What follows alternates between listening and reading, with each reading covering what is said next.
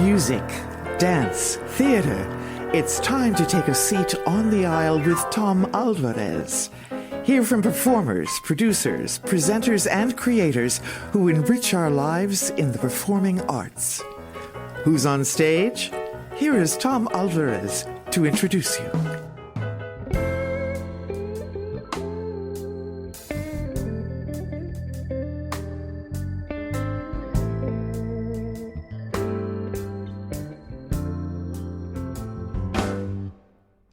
Have you ever really needed somebody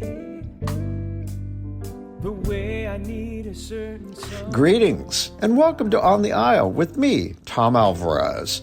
My guest today is internationally renowned entertainer Anthony Nunziata. Dubbed America's new romantic singing sensation, Nunziata is a Brooklyn-born, Nashville-based singer, songwriter, and actor who brings his soulful tenor voice to classic jazz, pop standards, Italian arias, and his timeless original music. Join me now as I go on the aisle with Anthony. Will you be my everyday? Will you let me in your world and walk with me all the way to heaven here on earth?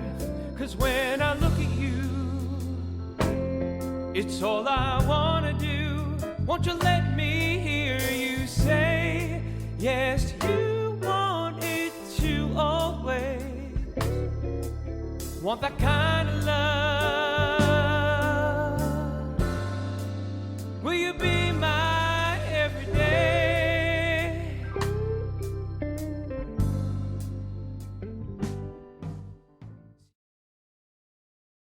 Welcome, Anthony Nunziata, my good friend, colleague.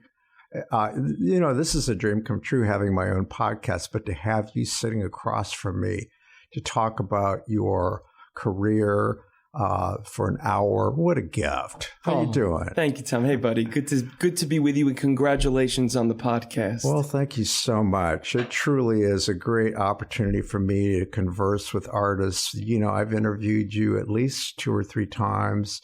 Everyone I cover, I'm very happy to share that, I usually develop friendships because I don't believe in that professional distance between the people I cover and the artists, because, I like to think that, you've been interviewed a lot and you really helped me recently because you said, we talked about, so Anthony, what is it like to be interviewed who are the best interviewers out there? Ask for your advice. Do you remember what you said to me? Well, I say that you're a pretty gosh darn good interviewer, Tom, and how you create a conversation, and that's very natural, and also you extract truths from people that's important as someone who went to school also for journalism. That's true. I've always been interested in the storytelling aspect, and when I feel it in other people, I'm like, it's beautiful. Trust me, I wasn't fishing. The whole point is to give you the opportunity to tell your story.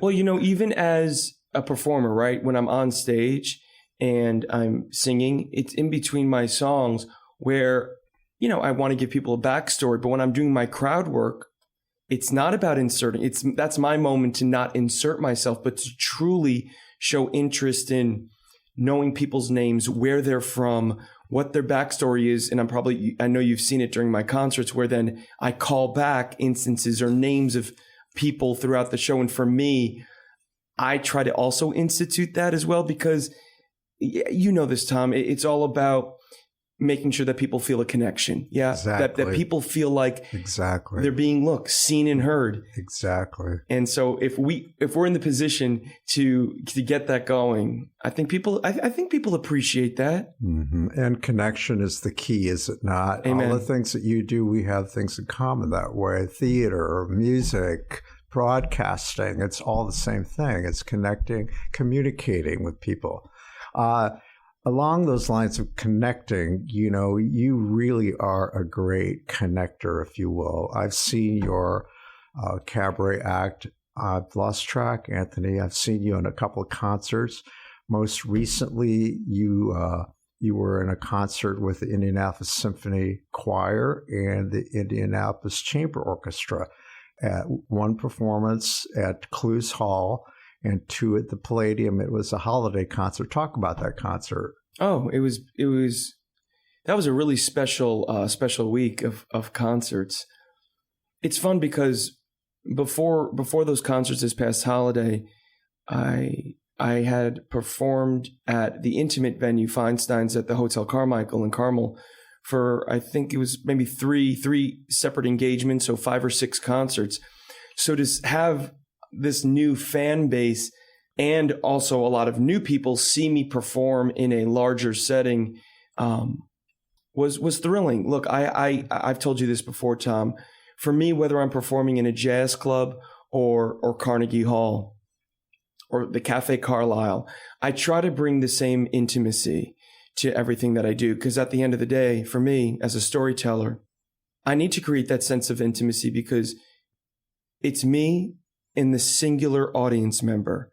That's how I look at it. You know, when whether I'm able to look into the eyes of people in an intimate setting or just the front row in a large setting or out into the audience in a more of a theatrical, I try to break down that fourth wall, Tom, so that people feel what's coming from me versus me performing at them.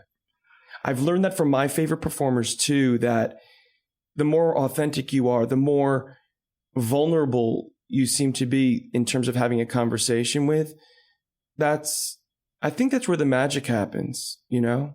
I mean, look, I just saw Adele in Las Vegas, and Adele has that unique, special quality of engaging an audience as if they're around the TV, chit-chatting and talking about life. And my hope is that people feel like they get to know me, because for me, that's what they're getting.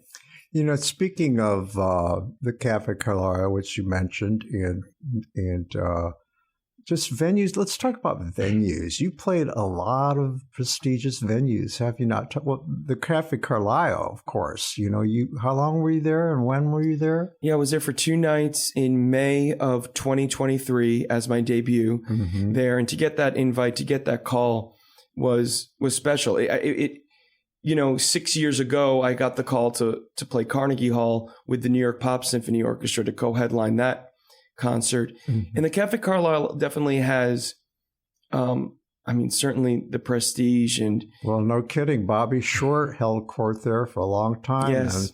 And, his Indiana connection, he was considered the foremost interpreter of Cole Porter. That's right. And I happened to see him one night there, and I will always treasure that memory to be that close to a legend like That's him. amazing. That must have been amazing. So for you to perform there, that is no small feat. And there's a chance, did you not tell me that you may be invited back? Yes, yeah.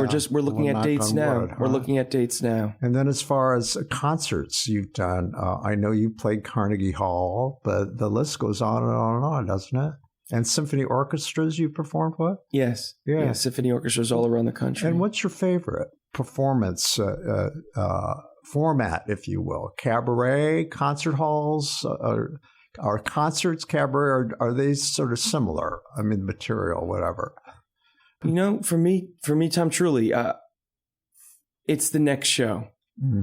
I'm very much, and we've spoken at length about this, I'm very cognizant of being so present of wherever I am. Whether just yesterday I was performing a benefit concert for a retirement community right before my concert at a nightclub in St. Louis. So it's all the same to me. And I have learned from my favorite performers that you treat every performance as if it's the first time somebody is seeing you. As an actor, I'm singing these songs, whether I've written them or I'm doing my take on them. I'm experiencing the lyrics and the song for the very first time. So the combination of being very focused on being present and living out these songs and my banter with people for the very first time is the magic of what I do as a concert artist. And the venue is merely, to me, the shell. It's up to me, and it's fun to put those elements out there and to create the vibe, the emotional landscape of an evening. And that's thrilling for me because it truly is jumping off a cliff with a parachute, but you just don't know when you're going to throw it off your back. Sometimes you wait till the very end and you throw it off. That's exciting. Danger and the unknown and fear, I dive into it. We've spoken about this too, and you understand this too in your career. For me, and I look at people like Joan Rivers, who had the opportunity of meeting her once a couple of years before she, unfortunately passed away. But her fearlessness is something that's also just embedded in me. I love the idea of just going for it. Well, you speak of your philosophy, if you will, about staying in the moment. I've seen that firsthand. I want to explain that you were here visiting with me in the studio today, and this will be available. This particular podcast will be available in a couple of weeks. But today is February the 16th, day after Valentine's Day, and tell the listeners why you're here. Sure. Well, I'm here this weekend closing out my 9-show Valentine's tour, and people who know my music, whenever it's not a Christmas show, it's a Valentine's tour. I happen to be a lover of romantic classics, Italian arias, and my original songs, and a lot of them, most of them, dive into the nuances of love. And we're talking about romantic love for ourselves, love and peace for our world. And it's those themes that I think are timeless. And I know, well, for me, it's exciting to go on those journeys during concerts.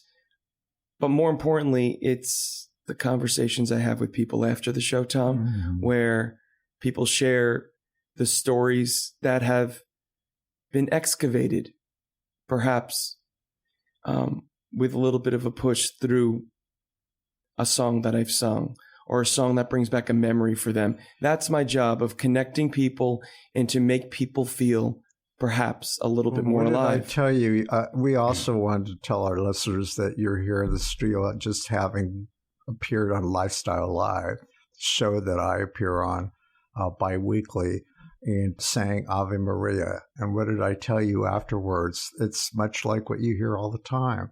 What we're talking about. I said, "Oh, Anthony, that hymn, that song is so important to my family. It was sung and played at my mother's funeral, my father's funeral, family weddings, and it has a lot of sentimentality and nostalgia attached to it." But you get that all the time about a lot of your songs, do you not? Yes, and that's the beautiful thing about me, hopefully putting my take on a song so people feel both familiar with it and yet take something new away with it. And, I guess this first just came to me in the fact that being a crossover artist allows me to connect people on a level of the familiar songs that people know in a new way, and new songs that I've been a part of writing with hopefully a sentiment that feels familiar. What exactly does crossover artist mean? I mean, it's the term I think that's just put out there. I don't know who branded it like that, but I think it is. I called you that for what? Oh, then I would find out what your take is on it. Crossover, I think, means that I cross between a lot of different genres. And I think, and my hope is that my crossover is unique to what I do.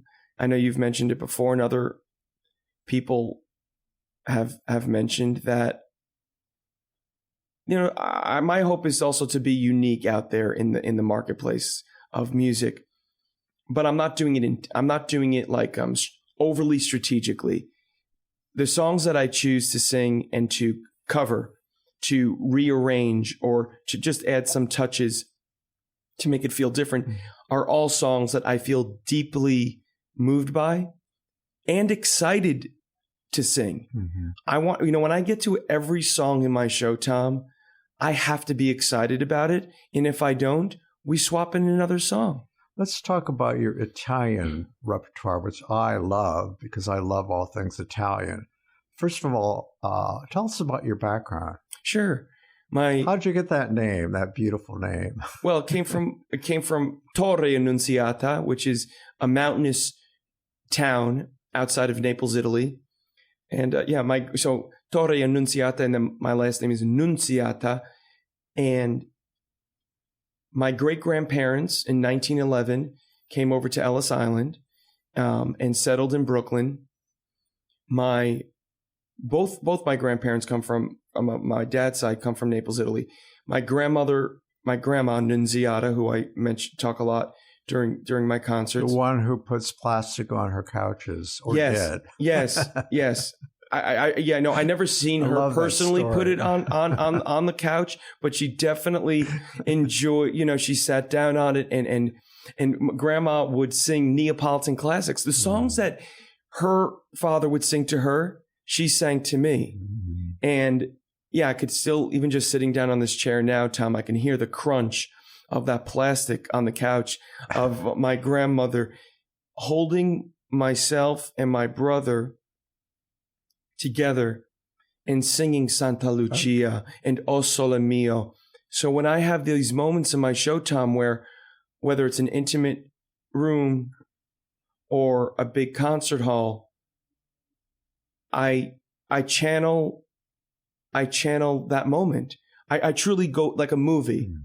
I go back to that memory and channel that emotion and then present that to the audience. Mm-hmm. In turn, hopefully them feeling what I'm putting out there. Well, I can tell you that your that repertoire of yours really, it's universal. I think anybody from any ethnic background can relate to it. I know, there are very similar, many similarities to Latino and Italian culture. And and because of your background, it's in your blood, I believe. And so I've mentioned in a review that my reaction to it, it's visceral. It's soulful. What you do with that music, it's soulful. It's in you. It's in your cells. I don't speak Spanish, but whenever I hear it, I understand a lot. But someone told me it's because it's in your cells. You were born with it. Amen, Tom. Do you believe that? I absolutely do. When I really began to study classical voice in college, I studied classical voice for about 3 years. And that's when I learned Italian as well. I mean, more in depth. And so I, of course, know everything that I'm singing. I'm working on speaking it more fluently and proficiently, the language of the Italian language. But everything I sing, I know what I'm singing, and that it's so funny. After shows, I get a lot of native Italians coming after me and start speaking to me full blown Italian, and I know what to say in Italian of saying, I'm sorry, or grazie or prego, and I wish I had more to say and that's a good sign, because they said that my hopefully my diction and my pronunciation is correct to the region of where these songs are coming from. So fabulous. So as an actor, of course, and as an Italian American, I know it's important that I do the thing. I know you spent time on that dialect. I know you did. Yeah, it's very important to me too, because my heroes like Luciano Pavarotti or Andrea Bocelli is coming here soon, by the way. Oh my goodness. But that's another podcast. We could talk about the great opera singers that you've been influenced by. But before we go any further, What was the song that we heard during the introduction? Because I want to get into your recording career, which is a big part of what you're doing right now. But what is that song? Yeah, what was that song? Yeah, the first song you played is called "Will You Be My Everyday," and my collaborators and I, when we were writing it, wanted to come up with a new way of expressing that moment when you want to ask that special person of spending every day with, and it's a special song for me, and it seems to resonate with a lot of people because, again, it expresses that familiar sentiment of asking somebody to marry them, but in a more, I think, just emotional way. So that song has become certainly a staple of mine that people enjoy listening to. It gets a lot of radio play. And I'm glad that tell resonates. me about your history of recording, and you've got some really interesting. You've had some really interesting collaborations with other. Of course, you're a songwriter. We need to talk about that. You wrote the lyrics, did you not? Yeah, I wrote the lyrics and the music to these songs. You did the both. Okay. Yes. Well, multi-dimensional talent as well. So do you play the piano on instruments? Actually, just basic piano. Okay. So it's mostly the melodies that I hear in my head, and the lyric writing is done simultaneously. Sometimes one takes over the other, but it's always in collaboration with at least one, sometimes two other people. Well, tell me some of the people you've worked with, most notably Michael Feinstein. Sure. Yeah, there's a song that we wrote that will be on an upcoming album, and that was very special. I mean, Michael Feinstein is my friend and longtime mentor. When I got started in my early 20s, he saw what I was doing and gave me a chance to play his original nightclub in New York City, Feinstein's at the Regency Hotel. And as a native New Yorker, that was one of the hot spots to be. So here I am as a 20-something getting to sing. And I wasn't writing much then, so to sing the classics. Yeah, my take on classic American songbook songs. So anyway, fast forward in us writing together now is very special. I'm sure it's surreal on some level too. It's beautiful. It's just, you know what? It's an indication of you never know where life takes you. But you mentioned this before, that the people that you just know when you have a deep connection and you enjoy being around the person. You enjoy the sparks of creativity that happened between you. And it was actually after a concert that we did together where I said, Michael, are you writing, because he had mentioned to me that he wanted to write more and more. And I said, you writing much? He's like, yeah. It's like, let's write. So we set up a date and we wrote a song. And that song is also accompanied by a fantastic choir out of Miami, Florida. So that song will be on my new album. And so, people like him, people like Victoria Shaw, who's written hits for Garth Brooks, Jeff Ranzel, Nina Ossoff, Maria Christensen. I could list the people that they've written hit songs for, but the fact that they're writing with me, for me, I mean, I feel blessed. And it's exciting living in Nashville now too, Tom. I've been living there now for a couple of years. I'm writing with songwriters that write for pop stars, country stars. So again, the crossover feel that I'm going for. Well, Michael did a duet album with country stars, so the possibilities are endless. I mean, they always are. Mm-hmm. Possibility. I love that country album, by the way. It's like, I was a little skeptical, I'll admit. Wait a minute, but I knew, I'm going to listen to it because I know that Michael could pull it off if anybody did, and it was spectacular. It's one of my favorites. Let me tell you, the song choices on that album, I think also gave these country artists an opportunity, and Liza, an opportunity to perhaps even dive a little bit deeper into their artistry. Mm-hmm. Well, but there's such fusion anyway in country now. There are blends of just the whole culture is changing. African-American singers have been let in and so on and so forth. But I digress. Let's take a moment to hear one of those tracks from your new album. Tell us about it before we play it. Yes, this first song is called Back to You. I wrote it with a recent 2-time now Grammy-nominated artist and songwriter, Blessing Offer. And this is the quickest song I've ever written. I mean, I don't like to put quantity to when a song germinates, but we wrote this song, 20 minutes, 30 minutes. It just came to us. It was just us two that wrote it, including this track includes a full gospel choir, and it'll be the title track. It is the title track and single off of my brand new album, and you're getting a very sneak peek listen to that. We just got it mastered, so here you go, Tom. Oh, wow. Let's listen. Look at life pulling us apart, as if we weren't written in the stars. Nothing can pull you from my heart.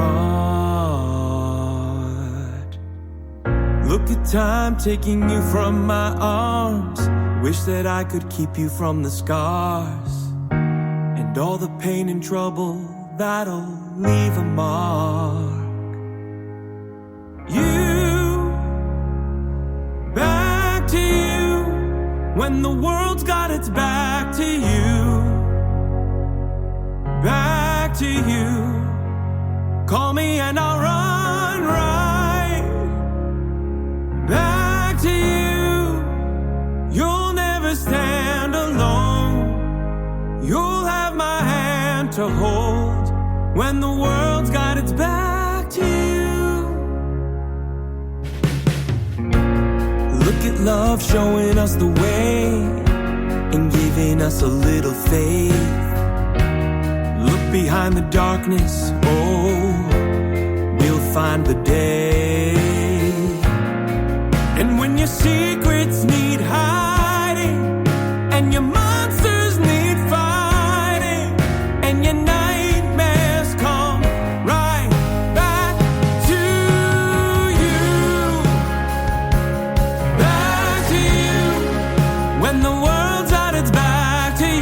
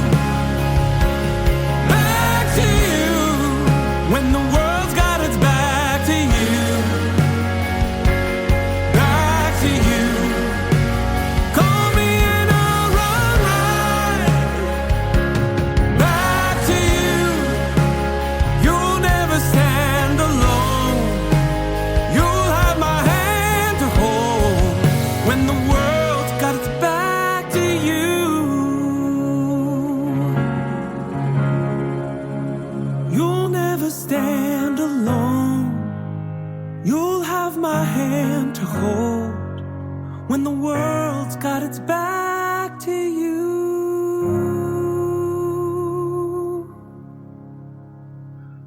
Wow. I'm so taken with your creativity. I look forward to hearing this whole album. Thank you. But let's go back to your grandma's couch. You talked about a brother. Tell me about. I know your brother because Yes. I've spoken with him, and I want to back up a little bit about how I first came upon the two of you when you were in ACT, and I want you to talk about Sure. that. Tell us about what he's doing these days, but and how you got started. I got a Facebook request from the Nunziata brothers, and I was like really impressed with the fact that they were like New York based, but why were they wanting me to friend me on Facebook? And then it became over time very clear, boy, these two really know how to market themselves. And so that's how I came to know who you were. And of course, you went out on your own. And then, of course, now you've become Anthony Nunziata, your solo career. But tell us about your brother. Well, my brother is my twin brother. He's also my closest friend and my collaborator. And it's spitting image of you. Well, pretty much. Maybe some little differences. Yeah, I mean, we are identical twins, but Yeah. we have our differences, I hope. Look, I talk openly about how close I am with my brother, and I'm grateful in this life to have somebody to call upon who knows me better than anybody. And that collaboration started at birth for me, having a twin brother. And it's been amazing throughout all these years of how we've been able to push each other in everything that we've done, whether it's in theater, music, growing up, and still I'm a very active athlete. We always pushed each other. And it's an amazing how we pushed each other as a team and also individually. And that's just, it's a beautiful thing. And I'm grateful to have the relationship I do with him. And I don't want to be remiss to forget that we have a younger sister, Annie, 5 years younger than us. And she is the mom of my two darling nephews, Patrick and Jack. She and Brian are amazing parents. And let me tell you, as a songwriter, and I can go on, but as a songwriter, I draw so much now inspiration of being an uncle to these beautiful children. And I've seen them on Facebook. Yes. You dote on them. Oh, they are God's gift. Well, I'm an uncle too, so I relate. So you understand. I'm a great uncle. Great uncle, actually. I got a few years over you. That's a lot of grades. So tell me about his career. Sure. I mean, he's doing quite well himself. He's a creator. Look, during the pandemic, we lived in the same apartment building in New York City. And while everything was shut down, we both were individually doing our own creative projects. I was writing a Christmas album, and he was connecting with people all across the world, saying, let's create, let's make something happen. 2, 3, 4 years later now, these projects are coming to fruition. One of which, he just opened up a moving and lovely off-Broadway musical called White Rose the Musical that has, fabulous reviews and doing so well. What's it about? Oh, it's about the untold story of these truth tellers, these young students, non-Jewish students in Germany during the time of the Nazi regime, spreading the truth of what they were doing and the horrors of what was going on. And so they would share these leaflets secretly posting around town. And right at the end of these young students' death, it became apparent that their leaflets spread across Europe, potentially, and they think saving tens of thousands of lives. True story, right? True story. Wow. So Will found this musical in its infancy and helped develop it, direct it. And so my brother has projects all around the world. So I'm hearing you say he is becoming a well-known director. Is he a writer as well? Yes, he is. He's a writer of film. Does he still sing at all? Perform? I think for fun. And I at my Cafe Carlisle debut, I had him come up for a surprise song. Oh. So whenever opportunities I do have, I try to give him, but look, my brother, I love him dearly, but just give him the stage for a specific amount of time, and that's good because he'll stay up there. Well, I always find it interesting when performers step away because they realize that that's not really for them. They would like to connect or communicate with the audience in a different way, becoming writers, becoming producers. There is life after performance if you choose. Well, the thing is with Will, I truly believe he has both in him. It's not that it's just that or he isn't making his full-time job anymore as a singer and a performer, but he's still a gosh darn great actor and a great singer. Well, let's talk about acting because you're an actor as well, because any storyteller, they're only as good as their dramatic abilities. In my experience, reviewing many, many, many, many cabaret performers, for me, part of the attraction of the art form is the storytelling. Someone who I can sit there and be drawn into the story that they're doing with song and by their technique, whatever it is, their expressions, the drama that and you do this too. You want to see performers who have that storytelling ability, so they make each song a theatrical piece, a beginning, middle, and an end, and you're just like totally mesmerized in the story, the way they interpret the lyrics. That truly, to me, is the art form. Would you agree? Thank you. Yes, for me, I do treat every song like a 3-act play. I've studied the great concert artists, from Frank Sinatra to Lena Horne in her one-woman show on Broadway, to Tony Bennett, to Liza Minnelli. It's important for me to be in the moment. I think it was Laurence Olivier who said this, where it's not acting, it's being. And for me, that's where the vulnerability happens. That's where, hopefully, in me being as truthful as I can in a song or in my repartee with an audience, that it feels true. Because if I'm feeling that this is a truthful moment, in turn, hopefully the audience is feeling that as well. Speaking of little theatrical moments, let's hear another track from your album. What can you play for us? Sure. What can we hear? Yes, this is a song that is also very special to me. I wrote this next song as a capturing a feeling that I think a lot of people, we all are in search for and yearning, and that's that sense of belonging, that sense of home.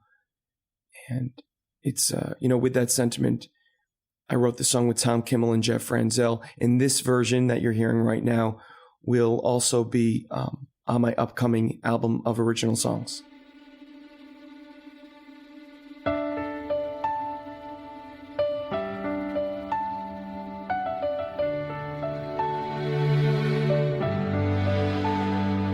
Oh, the waiting is hard when the wait is so long, when the feeling runs deep and the need is so strong. You can hardly believe you might someday belong, and belong with somebody like you. Home, I found a home, I'm not alone. I found a friend in you, and dreams, they do come true. And when they do, you find that everything is possible and bright and new. I found a home in you.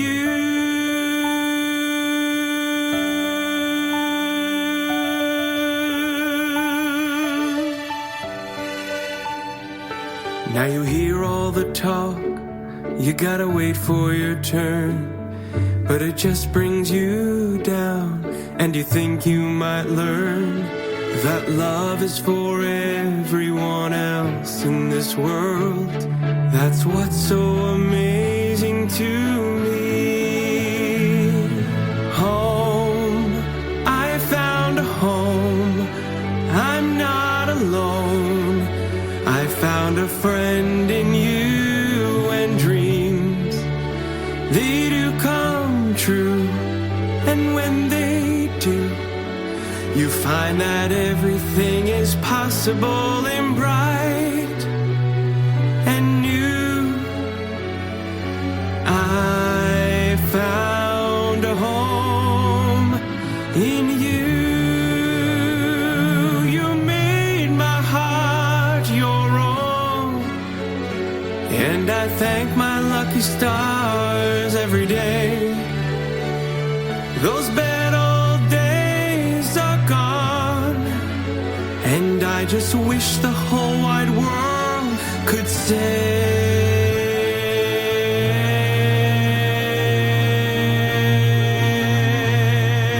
home, I found a home, I'm not alone. I found a friend in you, and dreams, they do come true. And when they do, you find that everything is possible and bright and new.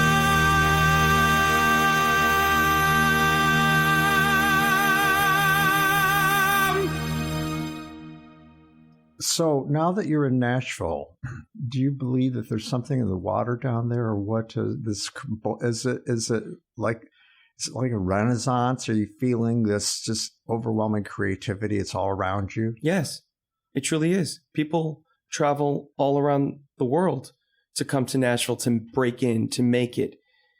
And for me, when I made the decision during the pandemic to move there, it was because I was collaborating with writers and producers via Zoom who live in Nashville. And that sensibility, that sense of possibility, the idea that I could be collaborating and have been collaborating with writers from all different backgrounds is thrilling.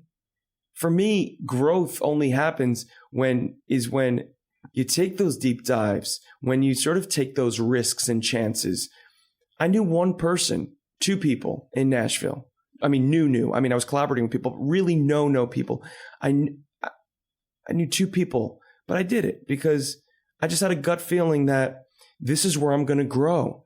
And it's been thrilling to know that every day, in as much as Nashville for me is a home base because I travel and tour so much, but every time I get back to Nashville, the creative juices just come to me. Do you run into people on the street, random people in the music business? Stars, celebrities. I mean, is it like New York where you can walk the streets and no one bothers you? You can just be yourself. I haven't had that experience yet, but yes, from people that I know, writers especially who write for stars, say that they are left alone. And I think that's why a lot of celebrities have also moved to Nashville, even non-country artists or singers. You know, people in the entertainment business just like that homegrown feeling of allowing people to live out their lives. It sounds like LA, though. People who live in Santa Barbara, Montecito, and they go into LA, but they have their big estates, their gated communities, so they have the privacy, but people leave them alone generally when they go to people restaurants and whatever. Exactly. In Nashville, it's definitely that vibe, and it allows artists, I think, and for me, to focus on the work. So, speaking of Nashville, you have a date coming up with someone a special guest will be someone we both know who is a local product, Amelia Ray. Talk about your history with Amelia. Yeah, sure thing. Yes. In Nashville, I'm going to be performing my full concert at the City Winery in Nashville on March 15th. Amelia, I met during one of my engagements here in Carmel, Indiana. And she's a fabulous young singer and songwriter, big voice, great personality. And she's going to be my special guest at my Nashville show because she's attending Belmont University now in Nashville. And she's been a special guest of mine in Carmel, Indiana, in Los Angeles at Catalina's Jazz Club, and now in Nashville. And I think she's a fabulous talent. Yeah, I think we need to insert here that Amelia has a background in Hollywood where she performed because she was a Disney kid. She was in a show called Sydney to the Max and did that for like 3 years. But then she outgrew the role because she became a teenager. But so give me an estimation of what you think her talent and her prediction for her future. Well, Amelia, you wouldn't have her on the stage with you if you didn't think she had the goods. Well, I think she does have the goods. And I think, I was given so many opportunities as a young artist to perform on bigger stages. And so I see her drive and I see her talent is enormous. Really. It's just so much going for her. Ironically, she was on that Palladium stage a couple of weeks before you with the Carmel Symphony Orchestra. So I think that's pretty ironic and interesting. But you're known for that. Whenever you play Feinstein's, you always showcase young talent. So we'll get into your relationship with Michael, the other relationship you have with him and his Songbook Foundation and the Songbook Academy. But why do you like to support and showcase and introduce emerging artists, young people? I think giving anybody an opportunity to share their gifts, that's important. Someone did it for you, right? Oh, sure. I've had a lot of opportunities, like I mentioned before, Michael Feinstein, people who've given me breaks or chances. It's just in me to give people who I think are not only talented, but they have a passion and a drive to do this. I want to give them a chance. I want to give them an opportunity. I enjoy being a mentor and a teacher because I've been blessed to have great mentors and teachers. Tell me about your mentors and teachers.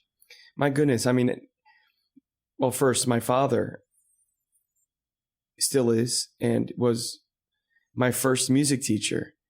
Growing up, I talk about this during my shows. My dad would make up these silly songs and sing it to my brother and myself and my sister. And at the time, I thought that these were songs that were out there. But my dad he's so creative. He's a creative. He's a copywriter by trade in advertising. What's your dad's name? Joe. And what's your mom's name? Fran. Okay. Joe and Fran. Yeah, mom okay. and dad. Okay. So growing up, there was this sense of playfulness, and it's okay to make up silly songs. It's okay to create. And not only is it okay, let's have fun doing it. And when I look back, that's a life post moment. I can see and hear the laughter between myself and my father.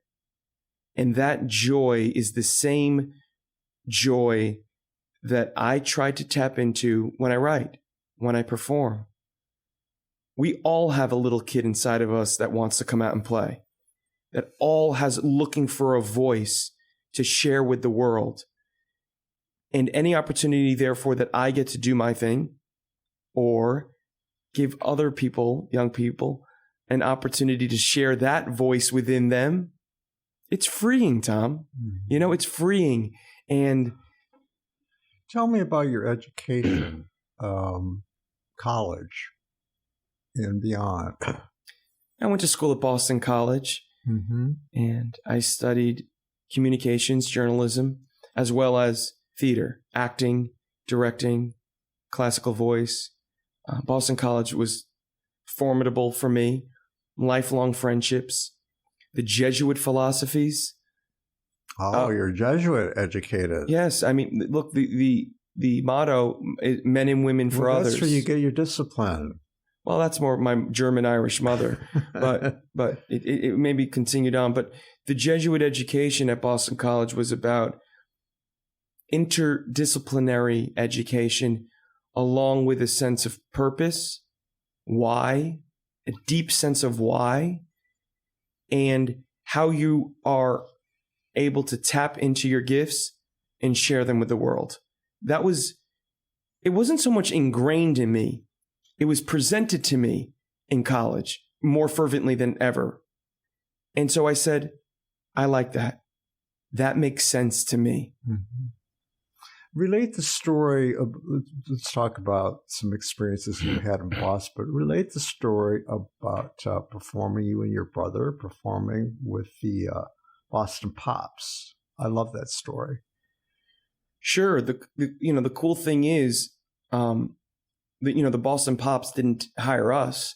It was my music director, choral director at Boston College, John Finney, who plucked my brother and me out of the choir when we were just starting our sophomore year. And he said, well, as you guys know, every year the Boston Pops comes to Boston College and they create the hockey arena, Conti Forum, into a 20,000 seat symphony concert hall to raise funds for financial aid, for students, for those in need.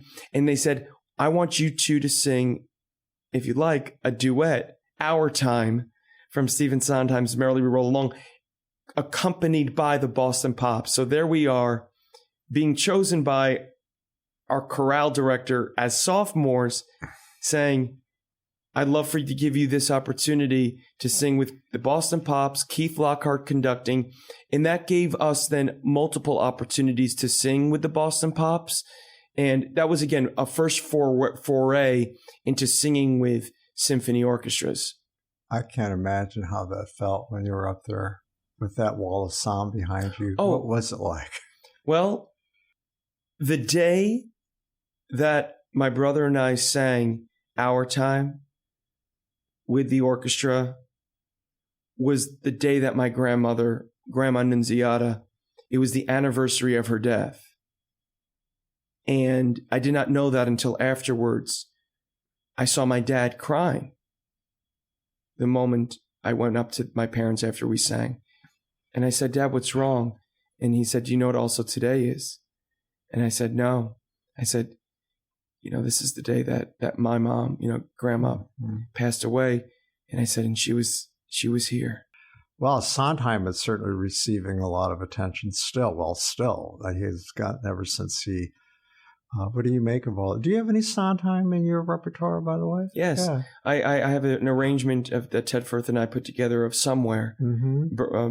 Leonard Bernstein, Stephen Sondheim lyrics, and Leonard Bernstein music. By the time this airs or is available on the internet, I will have had interviewed Michael Feinstein. He will have been on the first part, and Ted Firth will be on the second part. And that's going to be quite a show. I wish I could have them together, but there's so much to talk to him about them both separately. So I'm going to... But to talk about Ted Firth and your relationship with him. Ted is one of my very first, big time music directors and arrangers. I was in my mid-20s when I met Ted, and he's arranged so many songs of mine, classics and originals. And in fact, I think this is my first time talking about it. We are just starting to record a duo album of Ted Firth on piano and me voice. And it's going to be an album of Italian arias, classic love songs, and a few originals. And it's just going to be us two. So we're about halfway done, and we're going to be finishing that up later this year. Working with Ted is masterful. I tell him every time we finish a concert, I just say, wow, we made some beautiful music together. And he is so complimentary and he's humble. He's so humble, and he's one of the greats. I see him at meet and greets. He's performed here with the Indianapolis Symphony. I've seen him at the Palladium with Michael. He has accompanied Marilyn May, and who are some of the other big names that he plays with? I mean, it goes on and on. Brian and on. Stokes Mitchell, Bernadette Peters, and everybody raves about him and his discipline and his creativity and his temperament. And are all those things true? That of course, he truly is. He's a musician's musician. He's a wonderful man, and a great family guy. Mm-hmm. And so I'll be touring a lot with him moving forward and making even more music together. Oh, that's wonderful. So tell me about the daily life of Anthony Nunziata. How do you do it all? Because you tour a lot. And, let me go on to say that, many are called this, but you really are one of the hardest working people in show business, because I know that you, quote, have a team. You don't talk about those people all the time. I know you have help, but I know you do a lot yourself, your own marketing. You're a graphic designer, aren't you? I mean, the stuff you turn out looks like you have like this, this big group of people behind you, but much of it, how do you do all that? I'm an entrepreneur first, Tom. Okay. I definitely got that spirit just as a kid. I mean, this is a silly story. I don't tell it, but as a kid, in fact, I remember one Halloween. I think I was 9 or 10. I thought to myself, "Oh, Halloween, you get free candy. So why not freeze all my candy, pick out a few of my favorite pieces, freeze all the candy I get, and then in a couple months, sell it at a candy sale." And I did that, and I made a couple $100 off of candy, because I thought you're getting something for free, and then you can sell it. So branding and marketing definitely comes from my father. The sense of an entrepreneurial spirit just lives within me. I've always been coming up with different fun ideas, and now I use that entrepreneurship in my creative life. And I've managed what I've done throughout my entire career. You don't have a publicist, do you? I do. Okay, you do have a publicist. Do you have an agent? I have a booking agent. And do you have a manager? That's me. Okay. But I have let's just say by the time this interview comes out, my team is ever growing because of the many different projects that I have going in terms of my... So you're going to have people. Sure. Look, you all need people. I'm proud to say that. I do a lot. You know the joke about I'll have my people call your people. Of course. I had my people call you. Of course. That would be and your people is you. That's nice. Right. But I have these buckets, Tom. Right? I have my recording career. I have these original songs. I have my television projects that I'm developing and creating. So all of these things that come together, I have my teams of people working on each. And basically, anybody in show business or have a creative life know this. It's spinning plates. It's all about keeping them up and enjoying the ride. This is fun. Sure. I work my tush off to do it, but it's my passion to connect with people, Tom. And my only hope is that perhaps that inspires other people to do what they love to do and to make it happen in the life, in the time that we have. Make it happen. Do it. No excuses. If there's something in you, if there's something calling within you, that's purposeful.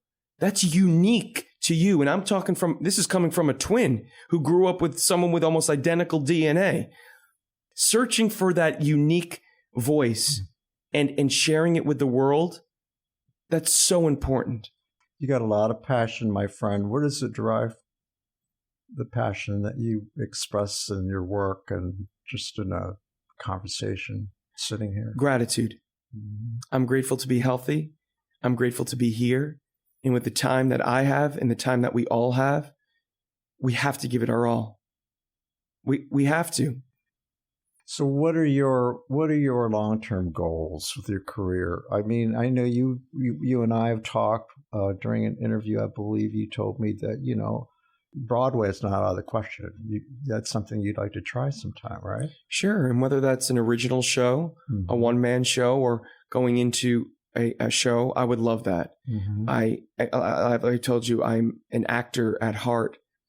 And would you ever do straight drama? Sure. Mm-hmm. Why not? If it excites me at the time, sure. Right now, though, I'm very focused and I enjoy going on stage as different versions of myself. Sure. That's exciting to me because I can be an actor and then also be completely myself. And I've spoken to you about this as I continue to go and continue to grow my concert career and also these projects for streaming potentially in television. I want to share as much as myself as possible in as many different avenues as possible. Well, the reality is most performers, entertainers I talk to, when they're training them in the theater drama schools to be triple threats, and they're training young students to be able to do cabaret, to do concerts, to do television, to do film, to do whatever, So it's just getting more and more competitive with all the new people coming on the scene. But, you can't really have a career these days unless you have that visibility in every single genre. Is that correct? Yeah, I think it's important to make yourself versatile. I think at the core of it, I think it's important for people to know and to learn what their truth is. Because once you're able to really feel comfortable with who you are, you can do anything. Mm-hmm. So you can put yourself in a different venue or a different medium. But if you're not being true to yourself, is it going to come across authentic? So I think it's important. And I tell myself or I encourage myself to just stay true to things and opportunities that feel true to me. Yes, I think it's wonderful that more and more opportunities. I mean, that young people are training in different mediums, because this is a crazy business. It's the circus. You never know what's going to happen. You never know what opportunities may be presented to you. So you got to be ready. You got to be ready. Tell me about your experience thus far with Indianapolis. I've told you that part of my mission with this show is to, just to shine a spotlight on Indiana, that we're not a flyover, that we're not a cultural wasteland. What has been your experience and your impression of Indiana? Yes, and I'm giving you a leading question because I want you to say good things, but I had a guest on recently who had different views. He said, we're not perfect. We have some things that need to be fixed in terms of representation. Sure. But what is your impression of Indianapolis for people outside Indy and for those here? Well, my impression I get is from the audience members that I meet, and the people, and they're music loving. They're ready for a good time and emotionally ready to go on these journeys with me.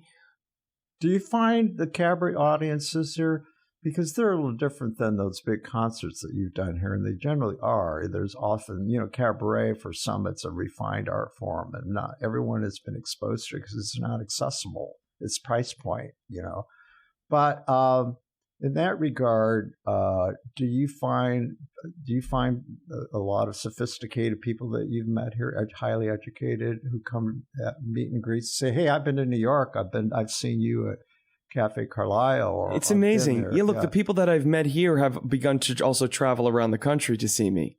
There's a whole group of people who were at my Cafe Carlisle debut from Carmel in Indianapolis. Would that be Shane Harkey? I believe, I don't know if it was that, but it was a group of people affiliated with Harkey, Shane. For those listening, wonderful. I'm name dropping friend. because he's a good friend of Marilyn Mays, and I wrote a story about that friendship, which is, very unique.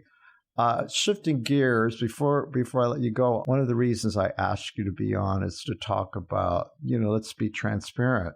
We are friends, and I often develop friendships with people I cover. But I asked you a favor.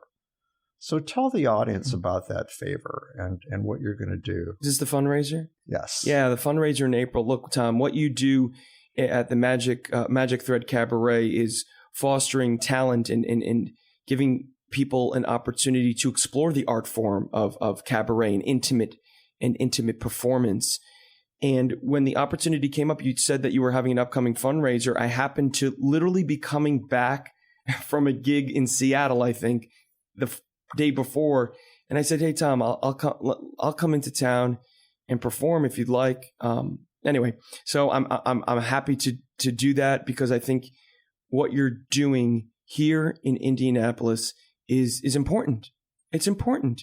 And it all circles back to giving people an opportunity to do something that they love.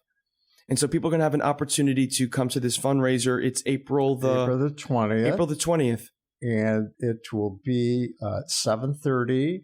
It will be at the Athenaeum, the historic Athenaeum. Wait till you see it, Anthony. It used to be the center of German life. Wow. Well, you have German roots. So, I do. Kurt Vonnegut's grandfather built it. Really? And, German used to be spoken in Indianapolis schools. There were newspapers. And then after World War I, they had to hide all that. Yes.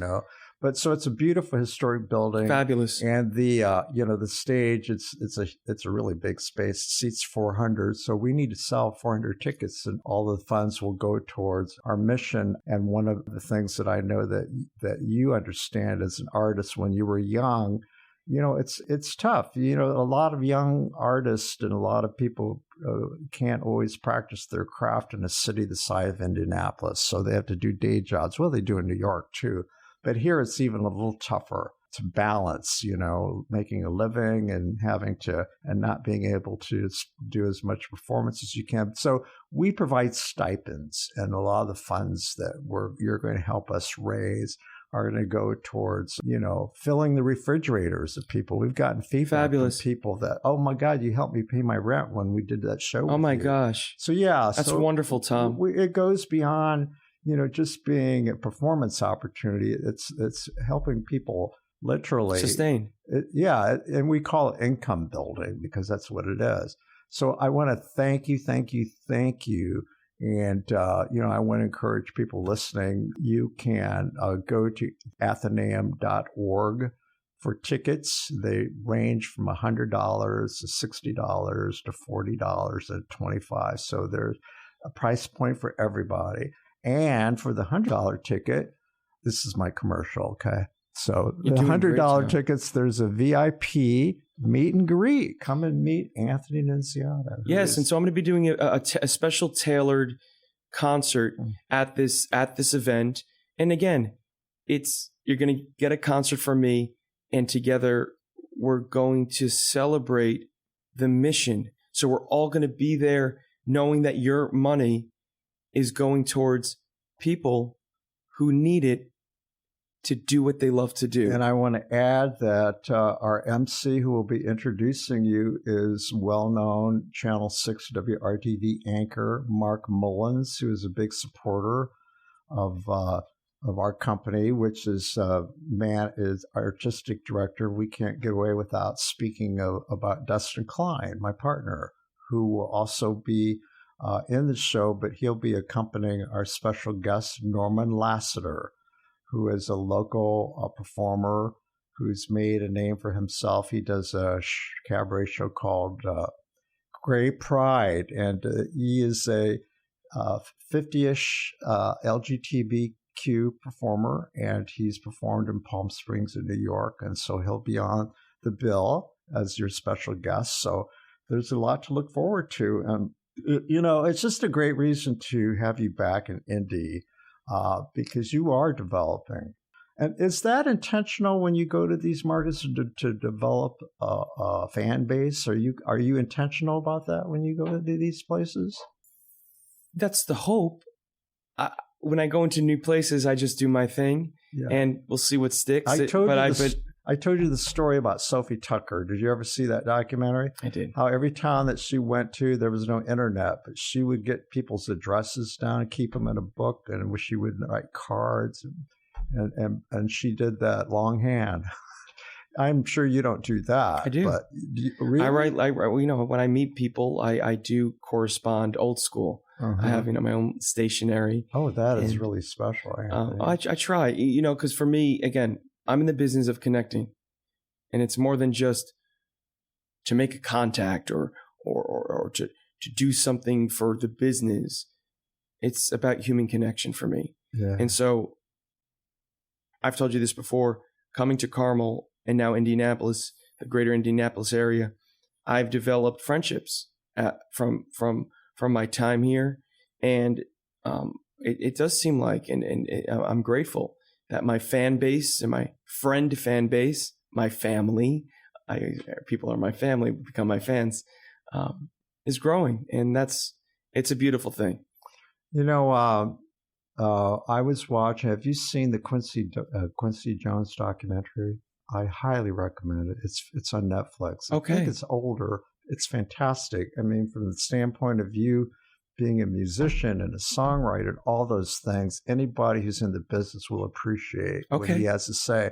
One thing he talked about, and I want to leave with this, you strike me, your sincerity, your authenticity comes through. And that's, as a reviewer, that's another thing that I notice, because I get to meet everybody at the meet and greets, and it's always interesting to see whether the person I saw on stage is the same person that I'm talking to in that kind of situation.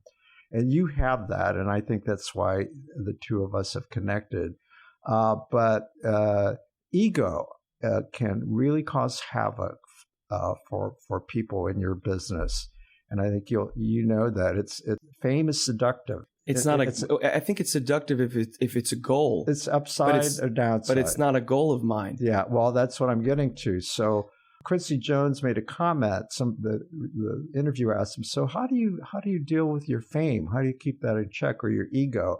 And he thought about it. He says, "Well, I see ego as just overdressed insecurities." And I thought, that's brilliant. I wonder if he made that up or he got it from somebody else. But that really spoke to me of how you've got to be in it for the right reasons, don't you think? If you want your career, if you want longevity, am I right about that in your experience? Well, for me, Tom, I think that's a pretty profound and truthful statement that he made. Look, for me, I take great pride in being true to myself, staying humble, being grateful, and work hard. Nothing is handed to me. I'm going to work hard to do this thing that I love so much, because I get out of it what I hope other people are going to get out of it. I don't want to sound too woo-woo, but it is. It's just the fact. And I think that intentional, that very focused, wise statement for me about connecting people, hopefully doing something that affirms life for others, unlocks gifts within them, unlocks memories. That's what I do. And as things continue to happen, whether it's, if more notoriety or fame, as these things, and if they happen, whenever they happen, God bless. That will maybe just give me a larger platform to do what I do. I take great pride in saying I'm secure in who I am and where I'm at, and my tight tribe of family and very dear friends, that I have all I need emotionally. So it's because of that, what I give to others, Tom, is what's overflowing. Well, all that overflowing talent you have is reflected in your music. It stands on its own. It speaks for itself. So let's leave with a bit of, we're beginning to hear it right now, this last track that you brought for us to share with our listeners. And what is it that we're listening to? I wrote this song with my dear friend and collaborator Dan Godlin called Don't You Forget. And it's all about saying words of comfort to somebody who may need that extra push, that extra bit of hope.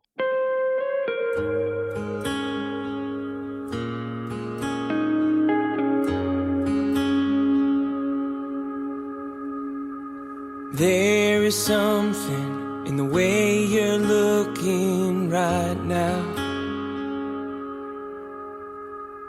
It's telling me your flame is flickering out. If I've ever known you, I know you're tougher than tough. Sometimes the world falls, sometimes you pick it back up. Don't you forget, the stars will shine over your head through harder times. I'll be right here to hold you in my arms. You'll find a way to better days. Don't you forget, don't you forget. I remember all the times you showed me the way. My faith was lost, my heart couldn't carry the weight. Back then you were my rock, you were my one solid ground. My life was breaking till you came and turned it around. You said, don't you forget, the stars will shine over your head through harder times. I'll be right here to hold you in my arms. You'll find a way to better days. Don't you forget. And when it seems there's no more road,